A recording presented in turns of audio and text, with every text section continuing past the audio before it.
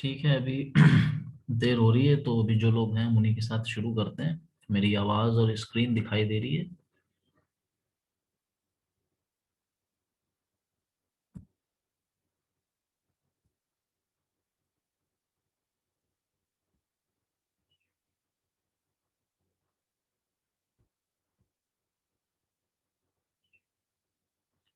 Okay, good evening. Yes.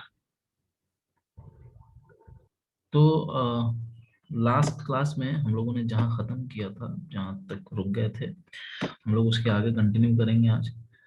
मेरे ख्याल में यही स्क्रीन थी लास्ट जो हम लोगों ने डिस्कस किया था टेक्निकल प्रोसेसिंग के बारे में। और एक्सक्यूज मी सर। हाँ जी, good evening sir. Good evening.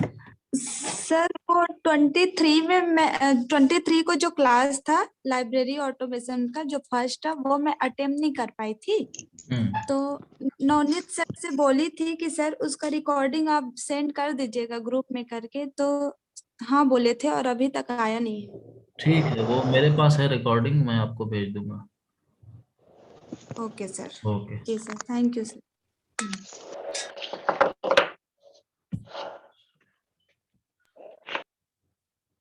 तो हम लोग बात कर रहे थे लास्ट टाइम, इन सब चीज़ों पे हम लोगों ने बात की थी कि लाइब्रेरी ऑटोमेशन के लिए जब हम लोग टेक्नोलॉजी की बात करते हैं किसी लाइब्रेरी में डालने के लिए, तो क्या क्या चीज़ों को कैसे पूरा जो लाइब्रेरी का प्रोसेस होता है उसको हम कैसे टेक्नोलॉजिकली सपोर्ट करते हैं, सारे लाइब्रेरी की एक्टिविटीज़ हम कैसे टेक्नोलॉजी के थ्रू, कंप्यूटर मशीन्स के थ्रू परफॉर्म करते हैं।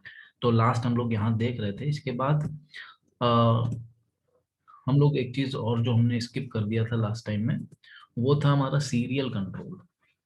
तो सीरियल कंट्रोल क्या होता है? जैसे कि बड़ी लाइब्रेरीज में बहुत सारी जर्नल्स, मैगजीन्स, इस तरह की जितनी सीरियल पब्लिकेशन होते हैं, जो वीकली पब्लिश होते हैं या फोर्टनाइटली होते हैं, 15 दिन में होते हैं, हर हफ्ते होते हैं, या हर महीने होते हैं, या हर 3 महीने पे होते हैं, या 6 महीने पे होते हैं, इस तरह के बहुत सारे पब्लिकेशंस होते हैं। तो ऐसे पब्लिकेशंस को कंट्रोल करने के लिए भी आपका जो लाइब्रेरी सॉफ्टवेयर है, ILMS जो भी हो, उसके अंदर वो फीचर होना चाहिए। वो फीचर क्या क्या चीजें सपोर्ट करे।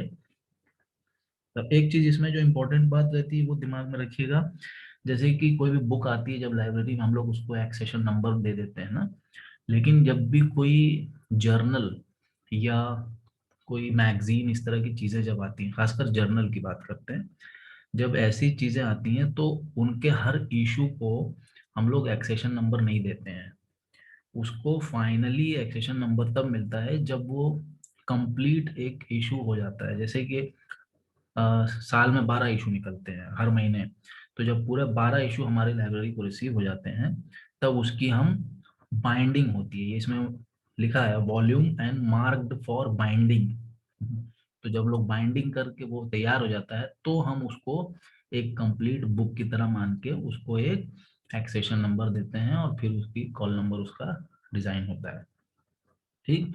तो अगर कोई इशू कंप्लीट नहीं आया साल में, एक दो बीच का रह गया है, तो सॉफ्टवेयर के ही थ्रू जो हमारा प्रोवाइडर है, एजेंट है, उसको मैसेज भेज दिया जाता है, मेल भेज दिया जाता है, रिमाइंडर भेज दिया जाता है कि हमको कंप्लीट इशू करवाइए, ये इश्यूज आपके छूट गए हैं। इसमें और जो दूसरी इंपॉर्टेंट चीज होती है जिस पे क्वेश्चंस बनते हैं, कि पीरियोडिकल या सीरियल्स या इस तरह के जर्नल्स का जो भी सब्सक्रिप्शन होता है, मोस्टली इसमें सबसे ध्यान देने वाली बात ये होती है कि इसमें करेंसी जो है डिसाइड करते वक्त ध्यान देते हैं कि सॉफ्टवेयर ऐसा हो जो कि इंटरनेशनल करेंसीज को सपोर्ट करता हो। वजह क्या होती है कि मोस्ट ऑफ द जो जर्नल्स हम सब्सक्राइब करते हैं लाइब्रेरी में, ज्यादातर इंटरनेशनल होते हैं। तो जब पब्लिशर इंटरनेशनल है उसका, तो वो करेंसी, इंडियन करेंसी लेगा कि नहीं लेगा, मोस्ट प्रोबेबली वो नहीं लेते हैं। तो कोई एक international currency, standard currency, mostly dollar को इस्तेमाल में लाया जाता है। तो सॉफ्टवेयर आपका ऐसा हो कि वो करेंसी रेट जो है, करंट जो चल रहा है, उस करेंसी रेट को ट्रैक करने के लिए भी आपको सपोर्ट करे। वो आपको बताए कि आज आप जिस करेंसी में बुकिंग करने जा रहे हैं, उस करेंसी का रेट आज का ये चल रहा है। तो उस हिसाब से आपको वो सॉफ्टवेयर सपोर्ट करे, आपको फैसिलिटेट करे जब आप कोई पीरियोडिकल का सब्सक्रिप्शन एज अ लाइब्रेरियन लेने जाते हैं। तो ये दो चीजें बहुत इंपॉर्टेंट होती हैं, इसमें क्वेश्चंस इन्हीं से बनते हैं। ठीक है। फिर इसके बाद डॉक्यूमेंट सर्कुलेशन। ये प्रोसेस आप सभी लोग मेरे ख्याल से जानते हैं, जो लाइब्रेरीज विजिट करते हैं या गए हैं आप लोग, तो आप लोगों ने देखा है डॉक्यूमेंट सर्कुलेशन काउंटर जो होता है, वहां पे क्या प्रोसेस होता है। मेन दो प्रोसेस होता है, एक होता है चार्जिंग और एक होता है डिस्चार्जिंग। चार्ज करने का मतलब होता है जब भी इशू की जाती है, और डिस्चार्ज करने का मतलब होता है कि बुक वापस ली जाती है, जब रिटर्न की जाती है। ये ध्यान में रखिएगा। चार्ज माने आपने बुक लिया, आपके ऊपर चार्ज हो लग गया बुक का, कि बुक आप, तो वो प्रोसेस आप चार्जिंग प्रोसेस अभी कर रहे हैं। जब आपने रिटर्न किया तो आप डिस्चार्जिंग प्रोसेस कर रहे हैं। डॉक्यूमेंटेशन सर्कुलेशन पे ये दोनों मेन काम होते हैं। फिर होता क्या है प्रोसेस, एक डेटाबेस बनाया जाता है। सॉफ्टवेयर जो आपने ILMS कोई भी लिया, मान लीजिए यूनिवर्सिटी की लाइब्रेरी है, तो यूनिवर्सिटी की लाइब्रेरी में मोस्टली क्या यूज होता है, सॉफ्टवेयर सब जगह आप लोगों को पता होना चाहिए। सारे यूनिवर्सिटीज में, मैक्सिमम इंडियन यूनिवर्सिटीज में सोल सॉफ्टवेयर का इस्तेमाल करने का प्रोसेस है। इसका full form he software of university library है, SOUL। ठीक। तो वो बनाया किसने है, इससे क्वेश्चन आता है ना, कौन से ईयर में आया, कौन सा वर्जन कब आया, अभी हम बताएंगे उसके बारे में आगे। तो उसमें क्या होता है, उसमें एक डेटाबेस होता है जो कि जितने यूजर्स हैं लाइब्रेरी के अंदर रजिस्टर्ड, मतलब यूनिवर्सिटी में जितने स्टूडेंट पढ़ते हैं उन सबका एक डेटाबेस बनता है, और जितने लाइब्रेरी में बुक है उनका एक डेटाबेस बनता है। तो जो भी यूजर के कैटेगरीज हैं, चाहे टीचर है, रिसर्च स्कॉलर है, स्टूडेंट है ना, या कोई विजिट पे आया है बाहर से, तो और कितनी बुक दी जा सकती है, ये सब चीजें उसमें डिसाइड कर दी जाती हैं। सॉफ्टवेयर में आपके सारे फीचर्स होने चाहिए। और आपकी जो यूनिक आईडी होती है, आजकल क्या होता है, आपकी आईडी के अगेंस्ट में, जैसे आपका यूनिवर्सिटी में रजिस्ट्रेशन का नंबर है 5,000, तो 5,000 के अगेंस्ट में एक बार कोड क्रिएट कर दिया जाता है 5,000 नंबर के लिए, या 5,001 नंबर है तो 5,001 के लिए एक बार कोड बना दिया जाता है। वो बार कोड आपकी यूनिक आईडी हो जाती है। जब आप लाइब्रेरी में जाते हैं तो वो स्कैन करता है प्रोसेसर, स्कैनर, उसका बारकोड स्कैनर, जिसको BCR बोलते हैं, बारकोड रीडर बोलते हैं ना। ये सब चीजें आप लोग जो जो हम टर्म बोलते जा रहे हैं, इन सब टर्म्स को दिमाग में रखिए। और हमें जो, हम तो पढ़ा भी रहे हैं, आगे पढ़ाएंगे भी, लेकिन इन सब चीजों को लिखते भी रहिए आप लोग। और साथ में जब जरूरत लगे कोई टर्म को सर्च करने की, तो जरूर सर्च करके उससे रिलेटेड इंफॉर्मेशन खुद भी कलेक्ट किया करिए। तो बारकोड से आपकी आईडी को स्कैन किया जाता है, और हर बुक पे जो कॉल नंबर होता है, जो बुक का यूनिक नंबर होता है, उसके अगेंस्ट में भी एक बारकोड बना दिया जाता है। तो उस बारकोड को स्कैन करके आपके अगेंस्ट में वो बुक चार्ज कर दी जाती है, मतलब आपके ऊपर वो बुक स्कैन करके आपके नाम से इशू हो जाती है। यही प्रोसेस होता है बेसिकली इशू रिटर्न काउंटर पे, डॉक्यूमेंट सर्कुलेशन के काउंटर पे। इसमें और भी बहुत सारी लाइब्रेरीज हैं जो कि और भी लेटेस्ट वर्जन्स को अपना रही हैं। उसमें जो है बार कोड की जगह उन लोगों ने QR कोड्स को अपनाना शुरू कर दिया है। वो क्या होता है उसके बारे में भी आगे हम लोग अभी देखते हैं। और एक बात आपसे उस दिन हम कर रहे थे SDI की, है ना, सेलेक्टिव डिसेमिनेशन ऑफ इंफॉर्मेशन। हमने उस दिन भी बताया आपको कि ये प्रोफाइल इसमें बनाई जाती है, एक यूजर की प्रोफाइल बनाई जाती है और एक डॉक्यूमेंट की। यही क्वेश्चन इसमें जो बनते हैं वो यही आते हैं, इस तरह क्वेश्चन आते हैं कि कौन सा लाइब्रेरी की ऐसी सर्विस है जिसमें specific profiles for user create की जाती हैं। Which library service is used for creating specific user profile. तो उसका आंसर को नीचे बहुत सारे CAS वगैरह आपको ऑप्शन दिए रहेंगे, तो उसका आंसर यही होता है हमेशा SDI आपको सिलेक्ट करना है।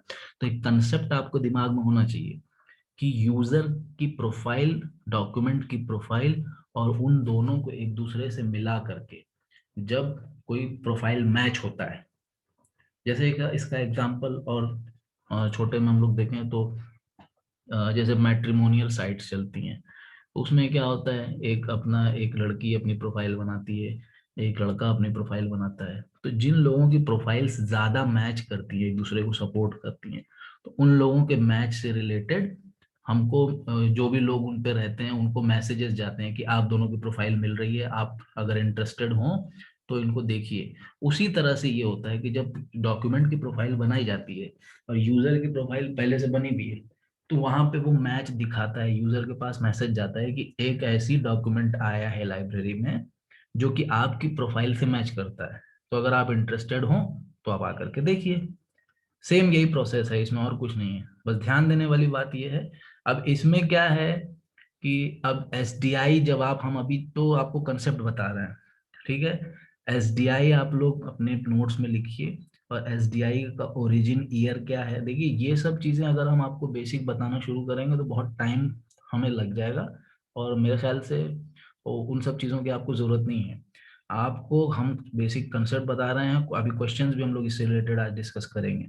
लेकिन SDI का वो बनाया गया, किसने बनाया, जैसे इसका जो इन्वेंट किया था उनका नाम था HP लून।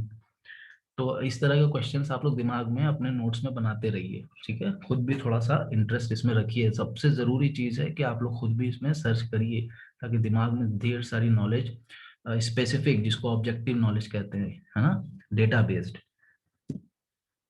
एक और चीज सॉफ्टवेयर में जो सबसे इम्पोर्टेंट होती है वो होती है, लास्ट चीज है, हम ये बात कर रहे हैं, मेंटेनेंस सपोर्ट।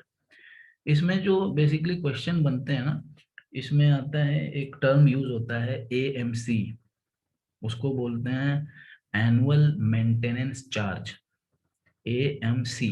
ये बहुत इंपॉर्टेंट होता है किसी भी सॉफ्टवेयर को परचेस करते वक्त, और ये सबको ध्यान में रखना चाहिए कि जब हम कोई सॉफ्टवेयर परचेस कर रहे हैं तो हम उसी वक्त सॉफ्टवेयर प्रोवाइडर से इस बात को तय कर लें कि कितना % जो है वो सॉफ्टवेयर का लेगा एनुअल मेंटेनेंस का चार्ज। बेसिकली एक जो ट्रेंड है, स्टैंडर्ड है, वो 10% का है ना। तो कोशिश, ये सब जितने लोग खरीदते हैं लाइब्रेरी में, जो मैनेजमेंट में जो लोग जाते हैं, आप में से कोई लाइब्रेरी मैनेजमेंट में गया तो उसको इस बात का ध्यान रखना पड़ता है कि बेसिकली जनरली 10% होना चाहिए, उससे ऊपर नहीं जाने की कोशिश करना चाहिए। इन सब में पैसा क्यों बार बार बचाया जाता है, आप लोग इस चीज को भी ध्यान में रखिए, क्वेश्चन इससे भी आता है। क्यों? क्योंकि लाइब्रेरी कोई प्रॉफिट ओरिएंटेड ऑर्गेनाइजेशन नहीं होती है, प्रॉफिट मेकिंग यहाँ नहीं होती है। यहाँ जितना पैसा आता है उतना ही खर्च करना रहता है, कहीं प्रॉफिट नहीं आता है। ऊपर से अगर फंड मिल रहा है, यूजीसी से फंड मिल रहा है ना, लाइब्रेरी के अपने अपने हेड्स बनाए गए, तो उसमें जितना लिमिटेड पैसा आता है उसी से हमें किताब भी खरीदनी है, उसी से सर्विसेज भी देनी है। तो इसलिए पैसा बचाने की कोशिश सॉफ्टवेयर वगैरह कर खरीदते वक्त या जर्नल्स वगैरह परचेज करते समय ये सब ध्यान में रखा जाता है ना। दूसरा एक और चीज कि डॉक्यूमेंट जो है, जो भी आप सॉफ्टवेयर ले रहे हैं, वो डेटा को, कोई भी डेटा है, जैसे आपने सॉफ्टवेयर आज आप सोल यूज कर रहे हैं, ठीक, कल आपको लगता है कि नहीं सोल अब हम नहीं, अब हम चाहते हैं कि अब हम कोवा पे शिफ्ट करें, अब हमें कोवा ज्यादा अच्छा लगता है। तो सॉफ्टवेयर आप जो भी जो उस समय ले, उस समय ये ध्यान रखना रहता है कि सॉफ्टवेयर में एक्सपोर्टिंग, डेटा एक्सपोर्टिंग के फीचर हैं कि नहीं, और ISO 2709 ये जो स्टैंडर्ड है ये इसको फॉलो करता है कि नहीं। 2709 क्या है कि लाइब्रेरी में जितने ये सब मटेरियल होते हैं, जितने आपके कैटलॉग कार्ड वगैरह, जैसे हम लोग कल बात कर रहे थे ना, मार्क 21 और ये सब डिजाइन करने की, तो मार्क 21 वगैरह को अगर उस फॉर्मेट में हमें एक्सपोर्ट करना है तो दूसरा सॉफ्टवेयर तभी सपोर्ट करेगा जब वो ISO स्टैंडर्ड 2709 को फॉलो करता है। अगर इस स्टैंडर्ड को फॉलो करके दूसरा सॉफ्टवेयर नहीं बनाया गया है तो आप डेटा एक्सपोर्ट इंपोर्ट नहीं कर सकते हैं। तो ये फीचर, ये ISO 2709 किस चीज को सपोर्ट करता है ना, ये क्वेश्चन आता है कि क्या नेटवर्क को सपोर्ट करता है, क्या बिब्लियोग्राफिक ट्रांसफॉर्मेशन ऑफ डेटा करता है, या रेट्रोस्पेक्टिव कन्वर्जन को सपोर्ट करता है। रेट्रोस्पेक्टिव कन्वर्जन क्या होता है, अभी हम लोग उसके बारे में बात करेंगे।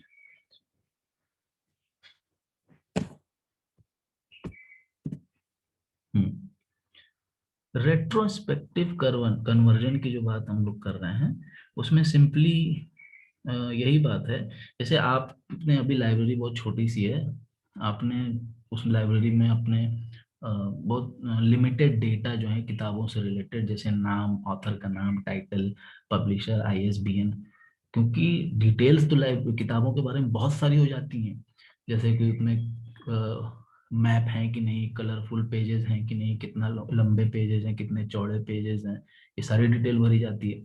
लेकिन बेसिक डिटेल्स क्या होती हैं, बिब्लियोग्राफिक डिटेल बेसिक क्या होती हैं, वही ऑथर का नाम, टाइटल, पब्लिशर का नाम, year of publication, place of publication, subject, added subject, इस तरह की चीजें।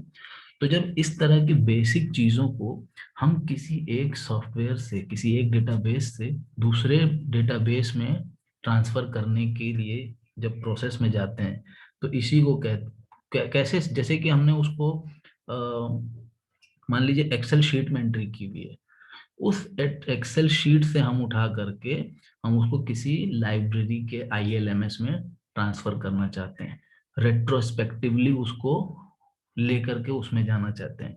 तो ये फीचर वो सॉफ्टवेयर सपोर्ट करे कि कोई भी बेसिक नंबर, बेसिक फीचर्स के डेटा को उठा करके वो सॉफ्टवेयर अपने अंदर एक्सेप्ट कर ले एज इट इज। ये किस लिए हम कह रहे हैं, इसका ये मतलब नहीं अब आपके पास मान ली 10,000 किताबों की बेसिक डिटेल है, तो अब नया सॉफ्टवेयर आप जब ले रहे हैं तो फिर 10,000 किताबों की वो बेसिक डिटेल आपको एंट्री करनी पड़े तो बहुत टाइम लग जाएगा। तो रेट्रोस्पेक्टिव कन्वर्जन क्या करता है कि वही एज इट इज उतने डिटेल को उठा करके दूसरी जगह पहुंचा देता है। ठीक है। तो इसमें सबसे पहले जो है 1968 में लाइब्रेरी ऑफ कांग्रेस ने एक स्टडी किया था, रेट्रोकॉन्व करके, रिकॉन उसको शॉर्ट में बोलते हैं। तो उसमें पहला, ये सबसे पहली स्टडी हुई थी, इससे रिलेटेड क्वेश्चन बनता है, और 2 साल तक ये स्टडी चली। 58,000 रिकॉर्ड जो थे उन्होंने अपनी लाइब्रेरी से वहां कन्वर्ट करके किए, और वो काम अभी भी चल रहा है, जो इस तरह की बेसिक डिटेल्स को कन्वर्ट करने का। अब हम लोग आते हैं जो लाइब्रेरी के सॉफ्टवेयर्स की बात हम लोग लास्ट क्लास में कर रहे थे कि कौन कौन से सॉफ्टवेयर्स मौजूद हैं, आज हमारे पास क्या क्या ऑप्शंस हैं।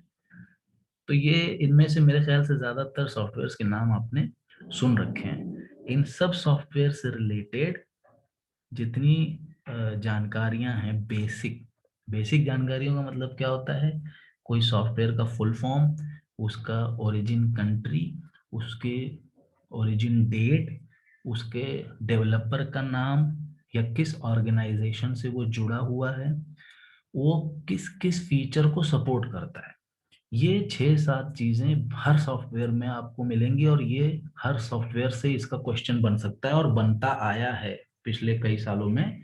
हर सॉफ्टवेयर से रिलेटेड इन सब डिटेल में से कुछ ना कुछ जरूर पूछ लिया जाता है। तो सबसे पहले हम लोग अभी जैसे सोल की बात कर रहे थे, हमें उसके बारे में बताया भी कि सॉफ्टवेयर फॉर यूनिवर्सिटी लाइब्रेरीज, इसका डेवलपर कौन है, इनफ्लिबनेट। और इसका ईयर क्या है, बेसिकली क्या है कि ये माई एसक्यूएल, ठीक है, पे को यूज करके एक रिलेशनल, ये आरडीबीएमएस जो दिख रहा है, जैसे हमने अभी आप लोगों को बताया था उस दिन नॉलेज मैनेजमेंट में डेटाबेस मैनेजमेंट सिस्टम को कैसे एज अ टूल यूज करते हैं। तो यहाँ क्या है, यहाँ पे आरडीबीएमएस यूज होता है। आर का मतलब होता है रिलेशनल, ठीक है, एक ऐसा डेटाबेस जो जिसमें सारे डेटा एक दूसरे से रिलेटेड हो, बस दैट, बहुत डिफरेंस नहीं होता है। आर का मतलब है रिलेटेड, रिलेटेड मतलब जितने भी डेटा की एंट्री है, जितने भी उसके अंदर टैग्स बने हैं डेटाबेस में, वो सब एक दूसरे से रिलेटेड हो। तो अब इसमें देखिए सोल पहला कब आया, दूसरा वर्जन कब आया, ठीक है। अभी आपको हम बताएं कि कल 20, आज 25 है ना, 24 फरवरी कल सोल 3.0 कल लॉन्च हुआ है। और सोल 3.0 से रिलेटेड मुझे ऐसा लगता है कि इस बार जरूर एक क्वेश्चन तो जरूर आएगा, क्योंकि ये जो इन लोगों ने अभी डिजाइन किया है उसका कल इनॉग्रेशन किया है, और सब उसमें सारे नेट के जितने अधिकारी हैं, इनफ्लिब नेट के सारे अधिकारी सबके सब मौजूद थे। क्वेश्चन ये सब चीजों का ध्यान रखिएगा कि इनफ्लिब नेट का करंट अभी जो डायरेक्टर है वो कौन है, जेपी सिंह जुरेल नाम है शायद, हाँ जेपी सिंह जुरेल डायरेक्टर अभी वो है। तो कल उन्होंने सबके साथ मिल करके जो है इसको लॉन्च किया है। तो क्वेश्चन क्या आएगा, एक तो आपसे डेट पूछ सकता है, ठीक है। दूसरी चीज क्या है कि क्या नए फीचर ऐड हुए हैं, क्योंकि अभी कल ही ऐड हुआ है, हमने बहुत ज्यादा नहीं पढ़ा है अभी उसके बारे में, बेसिक डिटेल्स लिए। लेकिन एक चीज हमने पढ़ी है कि जो इसमें लिखा है सोल 2.0 इंटरनेशनल स्टैंडर्ड, तो उसमें जो इंटरनेशनल स्टैंडर्ड्स में कमियां पिछले वाले में रह गई थी, उन सारी कमियों को भी अब इन लोगों ने पूरा कर दिया है। तो वो क्या चीजें ऐड की गई हैं, वो अभी हम लोग जब और उसकी डिटेल हमको मिलेंगी तो उसके बारे में भी हम लोग कभी डिस्कस कर लेंगे। कोहा, कोहा के बारे में भी थोड़ा सा आपको उस दिन एक आध लाइन में हमने बता दिया था कि कोहा जो है, एक पहली चीज क्या है, ओपन सोर्स सॉफ्टवेयर है। जैसे ये सोल था, ये ओपन सोर्स नहीं है, कोहा एक ओपन सोर्स है। ओपन सोर्स का मतलब क्या होता है, ओपन सोर्स का ये मतलब होता है कि इसका जो सोर्स कोड होता है, जिसमें जिस लैंग्वेज में इसकी प्रोग्रामिंग होती है, ये सबको पता होना चाहिए कि हर सॉफ्टवेयर की एक लैंग्वेज होती है। कोई भी सॉफ्टवेयर, आप मोबाइल में वीडियो गेम खेल रहे हैं, फेसबुक चला रहे हैं, इंस्टाग्राम चला रहे हैं, तो ये सब सॉफ्टवेयर हैं, आप लोग यूज कर रहे हैं, सॉफ्टवेयर की एप्लीकेशन यूज कर रहे हैं। तो उन सारे सॉफ्टवेयर को किसी ना किसी एक लैंग्वेज में लिखा जाता है, कोड लिखे जाते हैं उसके, ठीक। तो इसमें जो कोहा है, इसके डेवलपर ने क्या किया कि इसने जो इसका सोर्स कोड था, जो इसकी कोडिंग हुई, जो इसकी प्रोग्रामिंग हुई, सॉफ्टवेयर जो लिखा गया, उसके सोर्स कोड को इसने ओपन रखा, फ्री रखा। एक तो फ्री ऑफ कॉस्ट मिल जाता है यूज करने के लिए, और इसको ओपन सोर्स रख दिया कि कोई यूजर चाहे इसको तो अपनी राय दे सकता है। जैसे हम अगर सॉफ्टवेयर में कोई चेंज चाहते हैं और हमको पता है कि ये हम चीज कर सकते हैं इसके अंदर, तो हम उस सॉफ्टवेयर के सोर्स कोड को चेंज करके इनके पास रिक्वेस्ट भेज सकते हैं और ये लोग उसको अकॉर्डिंगली चेंज कर सकते हैं, ठीक है। तो ये न्यूजीलैंड, इसका ओरिजिन कंट्री है न्यूजीलैंड, कतीपो ऑर्गेनाइजेशन थी ये। कोहा कम्युनिटी की, उन लोगों ने इसको बनाया था। ये सब क्वेश्चन बनते हैं, अभी क्वेश्चन इसके दिखाएंगे भी आपको हम नेट में, अभी 2016 में 2015 में क्वेश्चन इसके जो आए हैं। क्या होता है अब इसमें, बाकी देखिए सॉफ्टवेयर में क्या है, ये जो नीचे जो पॉइंट्स लिखे हैं ना कि software offers intuitive navigation, fine management, automated email, ये सारी चीजें सारे सॉफ्टवेयर में होती हैं। ठीक है, एक आध दो चीजें ऊपर नीचे हो सकती हैं, लेकिन मोस्टली सारे सॉफ्टवेयर इन सारी चीजों को सपोर्ट करते हैं। बेसिक कंसेप्ट जो है, जैसे कि ओपन सोर्स है कि नहीं है, फ्री है कि नहीं है ना, किसने बनाया, कहाँ बना, कब बना, ये सब चीजें एकदम दिमाग में आप लोग अपने नोट्स के जरिए बैठा लीजिए। दूसरी चीज इसमें जो है सबसे इम्पोर्टेंट, वो है कि हमेशा ये कोहा सिर्फ लाइनक्स ऑपरेटिंग सिस्टम पे चलता है। ऑपरेटिंग सिस्टम मेरे ख्याल से आप सभी लोग जानते होंगे, कंप्यूटर का सबसे बड़ा सॉफ्टवेयर, सबसे मेन सॉफ्टवेयर जो होता है, जो हमको कंप्यूटर पे काम करने के बीच एक इंटरफेस देता है, जिसके जरिए हम काम कर रहे हैं। मतलब जिसमें हम वर्ड भी खोल रहे हैं, हम ब्राउजर भी खोल रहे हैं, गेम भी खोल रहे हैं, तो ये सब चीजें जो हो रही हैं, कोई चीज सेव कर रहे हैं, डिलीट कर रहे हैं, तो ये सब मोस्टली हम लोग कौन सा सॉफ्टवेयर ऑपरेटिंग सिस्टम यूज करते हैं, हम लोग विंडोज यूज करते हैं ज्यादातर सभी लोग। लेकिन एक और ऑपरेटिंग सिस्टम होता है जिसका नाम है लाइनक्स। लाइनक्स पे ही कोहा काम करता है। ठीक, ये कोई क्वेश्चन बनता है तो लाइनक्स लिख लीजिए। लाइनक्स के जो डेवलपर थे उनका नाम था हाँ, लाइनस टॉरवल्ड नाम था इनका। तो इन्होंने कब किया, किस ईयर में किया, है ना, ये सारी चीजें आप लोग अपने नोट्स में जरूर लिखिए। इसके बाद न्यू जेनलिब, ये ध्यान में रखिएगा कि न्यू जेनलिब जो है ये इंडियन सॉफ्टवेयर है। कोहा कोहा जैसे हमारा इंडियन सॉफ्टवेयर है, न्यू जेनलिब भी हैदराबाद में एक कंपनी ने इसको बनाया था। तो न्यू जेनलिब में भी ये क्वेश्चन आता है कि इंडियन ओरिजिन के सॉफ्टवेयर कौन कौन से हैं। तो बाकी देखिए फीचर क्या है कि automated email, circulation management, cataloguing, serial management, ये सब में रहता है, ये सब वही सब इसमें भी है। ठीक, क्वेश्चन क्या बन सकता है वो सब चीजें को ध्यान में रखिएगा। हाँ, और देखिए जो हमने पीछे लिखे हैं ना सॉफ्टवेयर, ये लिप्सिस, डी स्पेस, इन सब चीजों के बारे में भी आप जानकारी इकट्ठा करिए। हमें जब मौका मिलेगा हम इस चीजों के बारे में और बात करेंगे आपसे, ठीक है। लेकिन हम सिर्फ सॉफ्टवेयर की डेट्स और इन सब चीजों में आप लोग का टाइम नहीं वेस्ट करना चाह रहे हैं। आप सारे सॉफ्टवेयर के बारे में जानकारी लिखिएगा। नहीं समझ में आएगा कुछ, कोई जानकारी नहीं मिलती कहीं इंटरनेट पे, तो जरूर हमसे पूछिएगा। अब हम लोग एक और कंसेप्ट की बात कर रहे थे उस दिन, RFID। इससे रिलेटेड क्वेश्चन अक्सर आ रहे हैं, हर साल तो आते ही हैं। अगर जून में नहीं आता है तो दिसंबर में आता है, दिसंबर में नहीं आता है तो जून में आता है जरूर। क्या होता है, हमने उस दिन आप लोग को बताया था कि रेडियो फ्रीक्वेंसी आइडेंटिफिकेशन, इसमें क्या होता है, एक इलेक्ट्रोमैग्नेटिक फील्ड बनी रहती है उस लाइब्रेरी के अंदर, और किताबों में टैग्स लगा दिए जाते हैं। टैग माने स्टिकर समझ लीजिए। ठीक, तो स्टिकर लगे होते हैं, एक चिप उसमें स्टिकर में चिपकी रहती है। तो बस अब वो टैग्स एक्टिवेट और डीएक्टिवेट कंप्यूटर के थ्रू किए जाते हैं। आपने इशू करा लिया, जब आपने इशू कराया तो टैग डीएक्टिवेट हो गए, नहीं करवाया है जब तक, वो तब तक एक्टिवेटेड रहते हैं। तो ये टैग जो है, बुक की जैकेट जो होती है, बुक का कवर जो होता है, ऊपर जो दफ्ती के ऊपर जो ऊपर गत्ते के ऊपर जो चिपका रहता है, उसी के अंदर इस टैग को चिपका दिया जाता है। और आप अगर ढूंढने की कोशिश करेंगे तो मिलेगा भी नहीं, क्योंकि एक कागज की तरह ही होता है। ठीक है, तो इसमें क्वेश्चन क्या होता है कि बुक RFID टैग कहाँ छुपाए जाते हैं। ठीक है, और इसमें रिसीवर क्या होता है, ट्रांसपॉन्डर क्या होता है, ट्रांसपॉन्डर जो कि रेडियो के सिग्नल को फैलाता है। ठीक, और एक रिसीवर होता है। रिसीवर क्या होता है, रिसीवर जहां पे वो सिग्नल मिल रहा है उसी टैग में लगा होता रहता है। अभी उसका स्ट्रक्चर भी आपको हम दिखाते हैं। तो इसमें पैसिव टैग क्या होते हैं, पैसिव टैग में जो एनर्जी उसको मिलती है, जो बिजली का करंट मिलता है, वो RFID रीडर्स इंटरोगेटिंग रेडियो वेव के थ्रू मिलता है। क्वेश्चन देखिए नहीं बनेगा एक, कि पैसिव टैग में जो एनर्जी मिलती है वो किससे मिल रही है, RFID के इंटरोगेटिंग रेडियो वेव के थ्रू मिल रही है। ठीक, और एक्टिव टैग में जो बैटरी एक छोटी सी लगी रहती है, उस बैटरी के थ्रू वहां पे एनर्जी क्रिएट होती रहती है। तो वो इस दोनों में डिफरेंस क्या है कि पैसिव टैग की जो पहुंच होती है, जो दूरी क्षमता होती है, बहुत दूर तक नहीं होती, क्योंकि वही जो रेडियो वेव से उसको एनर्जी मिल रही है उसी से वो चार्ज होता रहता है। और जो एक्टिव टैग होता है वो 100 मीटर दूर तक काम करता है, क्योंकि उसमें जो एनर्जी मिलती है उसको वो खुद उसके अंदर एक छोटी सी जो बैटरी लगी होती है उसमें से मिलती है। देखिए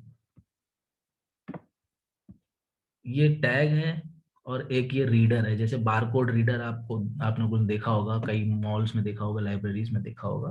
तो ये टैग एंटीना को सिग्नल भेजता है, ठीक। और जो एप्लीकेशन कंप्यूटर में डिवाइस जो आप लेकर के जो बैठे हैं, रीडर जो लेकर के बैठे हैं, वहां से वो उसको रीड करता रहता है। यही इसका प्रोसेस होता है। इस पे क्या क्वेश्चन बना है और क्या बनता है, इसको भी हम लोग देखेंगे। तो इसमें जो तीनों पार्ट अभी बता रहे थे, एक चिप होती है। चिप में क्या होता है, इंफॉर्मेशन उसके फिजिकल ऑब्जेक्ट, जैसे कि किताब का नाम क्या है, किताब का ऑथर क्या है, किताब इशूड है कि नहीं है ना। इस सब तरह की जितनी फिजिकल इंफॉर्मेशन होती है वो चिप के अंदर होती है। एंटीना क्या करता है, इंफॉर्मेशन को एक रीडर तक ट्रांसमिट करता है। रीडर मतलब क्या हो गया, जो वो मशीन है जिससे वो उसको चेक करता है। और पैकेजिंग क्या होती है उसके अंदर, जो ये सबसे अंदर जो मेन एंटीना वाला हिस्सा जिसमें ये क्या बोलते हैं, चिप वाला हिस्सा जिसमें पैक किया गया है। In cases the chip and antenna so that tag can be attach to physical object. Packaging क्या होती है कि एंटीना को और चिप को दोनों को एक दूसरे से मिला करके पैक कर देता है, ताकि ये दोनों चीज एक साथ किसी फिजिकल ऑब्जेक्ट पे चिपकाई जा सके, माने के बुक पे चिपकाई जा सके, ठीक। बार कोड सबने देखा होगा आप लोगों ने। बार कोड आप लोग हर चीज में देखते हैं, चाहे वो चिप्स का पैकेट हो, बिस्किट का पैकेट हो। तो बार कोड जो है किताबों में बेसिकली लगाए जाते हैं आजकल। किताबों के जो नंबर होते हैं, कॉल नंबर, उनके साथ साथ उनके बार कोड भी एक्सेशन नंबर के हिसाब से जनरेट कर दिए जाते हैं। क्यों एक्सेशन नंबर के हिसाब से बार कोड किए जाते हैं, क्योंकि हर किताब का एक्सेशन नंबर अलग होता है, ठीक। किताब का कॉल नंबर, कई किताबें एक ही सब्जेक्ट की, एक ही टॉपिक की, एक ही टाइटल की कई सारी किताबें हो सकती हैं, तो कॉल नंबर तो सबका सेम बन जाएगा। लेकिन एक्सेशन नंबर हर किताब का अलग होता है, इसलिए एक्सेशन नंबर के हिसाब से बार कोड के कोड्स जनरेट किए जाते हैं। ये 1951 में पेटेंट कराया था इनको नॉर्मन जोसेफ वुडलैंड और बर्नर्ड सिल्वर ने। इसका क्वेश्चन आप लोग बना सकते हैं, ये भी आशा है, ठीक है। तो इसमें लीनियर बारकोड होते हैं, और एक होता है 1 डायमेंशनल और एक होता है 2 डायमेंशनल। तो ये क्वेश्चन आता है कि बारकोड कितने टाइप्स के यूज हो सकते हैं लाइब्रेरी के अंदर, है ना, या बुक्स के अंदर। तो इसकी डिटेल्स आप लोग जो है जरूर देखिएगा कि 2D बार, अच्छा 2D जो बारकोड होते हैं, जो 2 डायमेंशनल होते हैं, वो सिर्फ जो है डिजिटल कैमरा या कैमरा ऑफ अवर स्मार्टफोन के थ्रू भी इस्तेमाल किए जा सकते हैं। जैसे जो सिंपल 1 डायमेंशनल बारकोड, जैसे आपके चिप के पैकेट पे या बिस्किट के पैकेट पे जो लगे होते हैं, उनकी कोड को रीड करने के लिए हमारे पास बीसीआर होना जरूरी है, बार कोड रीडर होना जरूरी है।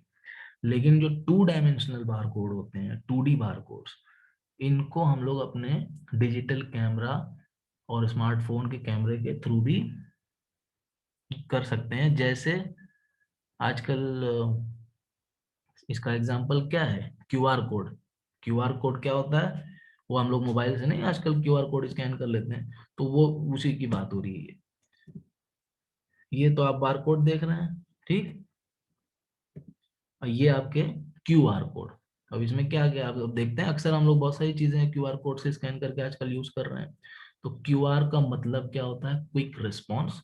ये 2 डायमेंशनल बार कोड होता है, और इसमें एक वेब लिंक एम्बेड किया जाता है। वेब लिंक, इंटरनेट का एक लिंक जो है इसमें अटैच कर दिया जाता है। तो जब हम इसको स्कैन करते हैं, तो डायरेक्ट वो स्कैन करते ही इसमें अंदर जो कोड किया गया है, कोई इंटरनेट का लिंक, डायरेक्ट हमारे ब्राउजर में वो लिंक खुल जाता है। जैसे आप चिप खरीद के लाए, उसमें लिखा हुआ है कि इस क्यूआर कोड को स्कैन करिए और जो कंपटीशन चल रहा है सोना जीतने का उसमें पार्टिसिपेट करिए। तो जैसे ही आप क्यूआर कोड को मोबाइल से स्कैन करते हैं तो डायरेक्ट आपको वो उस कंपनी की वेबसाइट पे लेके चला जाता है जहाँ पे रजिस्ट्रेशन का प्रोसेस हो रहा होता है।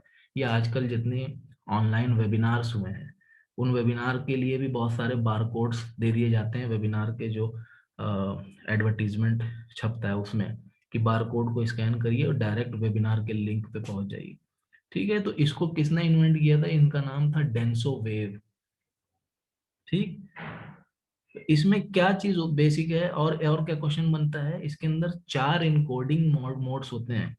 एक होता है नंबर मतलब न्यूमेरिक, एक होता है अल्फा न्यूमेरिक, एक होता है बाइनरी मतलब एकदम ओरिजिनल कंप्यूटर की लैंग्वेज, और एक होता है कांजी। ये क्या है इसके बारे में आप लोग पढ़िए। 3 तो समझ में आ रहा है। कांजी एक मॉडल है जो कि इंडिया में यूज हुआ था इसका एक कंसेप्ट में, इसको आप लोग देखिएगा। ठीक है, अब लास्ट में अब हम लोग थोड़ा सा क्वेश्चंस देखने जा रहे हैं कि किस तरह से क्वेश्चंस बने हैं इन सब से रिलेटेड। देखिए ये 2016 का एक क्वेश्चन है जो हमने पहले आप लोग को पढ़ाया था। अभी ब्लॉग की बात हम कर रहे थे कि ब्लॉग क्या होता है। ब्लॉग का हमने आपको बताया था फुल फॉर्म कि वेब लॉग होता है, वेब लॉग को ही शॉर्ट में ब्लॉग कहते हैं। ठीक, उससे भी रिलेटेड क्वेश्चन आया है, वो भी अभी हम लोग देखेंगे। तो अब हमने आपको जो बताया, अब इसमें क्या है कि ये आपको खुद जो आपने कंसेप्ट समझा है, अब यहाँ पे क्या है देखिए, कोई वैसा क्वेश्चन नहीं है कि डेट पूछ रहा है या आपसे कोई चीज ऐसी पूछ रहा है कि कौन इसका ब्लॉग बनाने वाला था, है ना, या कौन से ईयर में आया था। ये सब चीजें वो नहीं पूछ रहा है। वो आपसे ये समझने की कोशिश कर रहा है क्वेश्चन के थ्रू कि आपको इसका कंसेप्ट आता है कि नहीं आता है। तो जब आपको इसका कंसेप्ट आता होगा तो आप इसका जवाब दे पाएंगे। तो हमने जो उस दिन आपको बताया था, हमने आपको साफ तौर पे बताई थी। इसमें 3 वो लाइन लिखी है, जो तीनों लाइनें हमने आपको बताई थी। अब इसमें जो चारों हैं, पहले हम चारों को पढ़ते हैं कि ए ब्लॉग जो है वो क्या प्रोवाइड करता है। एक commentary on a particular subject, a personal online diary, an online brand advertising of a particular individual or company, an exclusive prepaid publishing tool, and non-instructional and non-illustrational resource for the scribe। तो हमने इसमें जो पहले की तीनों चीज हैं वो सही हैं, और ये जो चौथी चीज है वो सही नहीं है। क्यों? क्योंकि नॉन इंस्ट्रक्शन और नॉन इलस्ट्रेशन सोर्स नहीं होता है इसके अंदर। एक कमेंट्री हमने बताया था कि एक ऐसी वेबसाइट होती है जिसमें लोग कमेंट्री करते हैं, अपने अपने कमेंट लिखते हैं। किस चीज पे? एक पर्टिकुलर सब्जेक्ट के ऊपर बात होती है ब्लॉग में हमेशा। ऐसा नहीं कि कोई कुछ बात कर रहा है कोई कुछ बात कर रहा है। ब्लॉग में जैसे हमने अपना ब्लॉग बनाया डिजिटल लाइब्रेरी का, तो उसमें डिजिटल लाइब्रेरी से रिलेटेड ही बात होती है, और वो हमारी एक पर्सनल ऑनलाइन डायरी के रूप में भी काम करता है। ठीक, हमारा इंडिविजुअल या हमारी कंपनी को प्रमोट करता है। तो पहले की जो तीनों चीजें हैं इसमें ये सही है। इसी तरह से और क्या क्वेश्चन बनता है? हाँ, हम लोग नॉलेज मैनेजमेंट की भी बात कर रहे थे उस दिन। तो असर्शन बेस्ड क्वेश्चन है ये, आपकी समझ के ऊपर। तो इसमें पहली लाइन लिखी है, computer are tools that can help to create more knowledge. ठीक, और knowledge is mechanical hence developed in computer. तो पहली लाइन में कह रहा है कि कंप्यूटर टूल्स हैं जो कि नॉलेज को ज्यादा क्रिएट करने में मदद कर सकते हैं। ये लाइन सही है ना। कंप्यूटर को एज अ टूल हम लोग यूज करते हैं नॉलेज को और क्रिएट करने के लिए। और knowledge is mechanical hence developed in computer, knowledge जो है यांत्रिक है इसलिए कंप्यूटर में डेवलप होती है। ये लैंग्वेज क्या कह रहा है? हो सकती है नहीं कह रहा है। यहाँ पे अगर mechanical hence may be developed in computer अगर लिखा होता ना तो वो बात होती कि सही है, लेकिन यहाँ लिखा है साफ साफ कि होती है, तो ये गलत है। दूसरी लाइन, वो एज अ टूल यूज हो सकता है लेकिन उसमें नॉलेज को डेवलप करने के लिए मैकेनिकली हम लोग यूज नहीं करते। टाइम हम लोग का जा रहा है। लास्ट में है ओपेक यूजर, इसको अभी दीजिए। हाँ, ये देखिए Koha weblist, Koha New Zealand Evergreen, Georgia, A B C D, Brazil. तो ये क्वेश्चन इस तरह से आप लोग अपने दिमाग में रखिए कि कैसे हमको मैच करना। जब तक आपके पास इसकी डिटेल नहीं होगी, आपने पढ़ा नहीं होगा, 10-10 लाइन लिखा नहीं होगा सबके बारे में, आप लोग इसको नहीं कर पाएंगे। लास्ट में देखिए वेबलॉग की बात कर रहे थे कि किसने इसको डेवलप किया। वेबलॉग को किसने डेवलप किया है? Weblog, semantic web, फॉक्सोनॉमी। Semantic web कौन है? Tim Berners Lee. वेबलॉग